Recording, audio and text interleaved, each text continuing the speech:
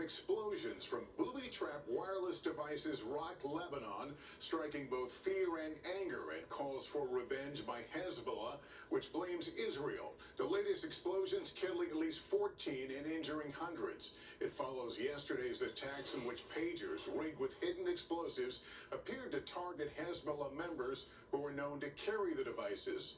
Two U.S. officials telling us they were made aware by Israel that it was going to do something, but American officials say they had no details and were caught by surprise when the reports came out, denying involvement or knowledge in the operation. Today's simultaneous explosions were traced to walkie-talkies, the unprecedented attack striking at the heart of Hezbollah's communications network and recasting the nature of the Mideast conflict. Raf Sanchez reports from Israel. Tonight, a second wave of explosions tearing through Lebanon. Yesterday, it was pagers belonging to Hezbollah members. Today, it's walkie-talkies detonating simultaneously, according to Lebanese Next is state cell media. phones. This blast at a funeral today for a Hezbollah member killed in yesterday's bombings. The Lebanese army blowing up one walkie-talkie in a controlled explosion outside a hospital in Beirut. The Iranian-backed militants unable to stop what U.S. officials tell NBC News is a vast Israeli covert operation targeting Hezbollah's personnel and its communications network. Lebanon's health ministry says at least 14 people were killed in today's blasts, on top of the 12 killed yesterday, 2 of them children. And hospitals struggling with an influx of more than 3,000 injured people. Doctors involved in treating the wounded in the pager attack say they saw many injuries to the face, where people were looking directly at the device, as well as the side, where it was clipped to a belt or in a pocket. Israel refusing to say if it was involved. But tonight, the defense minister says the war is moving to a new phase, with troops shifting from Gaza to the fight against Hezbollah on the Lebanon border.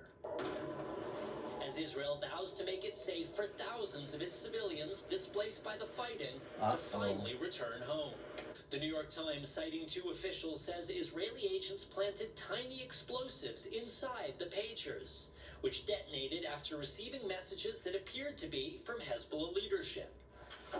Many of the destroyed pagers bear the logo of Taiwanese company Gold Apollo, but that firm says the specific model was made by a different company in Hungary. Hungary's government saying the company is an intermediary with no manufacturing or operational site. Meaning it's still not clear where in this shadowy supply chain these consumer devices were turned into deadly bombs. Former FBI official Clint Watt says this was a highly sophisticated attack. The key point of all of this is this was a very coordinated attack against a very specific target. It's not something to be easily undertaken just by an individual or just by random groups of criminals. With Hezbollah now vowing revenge, Israeli forces on high alert after a chain of blasts that could be the sparks for all-out war.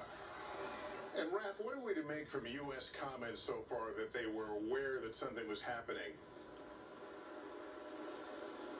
Well, Lester, it's probably not a surprise that Israel wouldn't share the specifics of an operation this sensitive. 2 U.S. officials tell NBC News they were aware Israel was planning something in Lebanon, but they were caught off guard. They probably didn't want to tell because they didn't want to take the fall for it. In this attack. Lester? All right, Raf Sanchez tonight, thank you.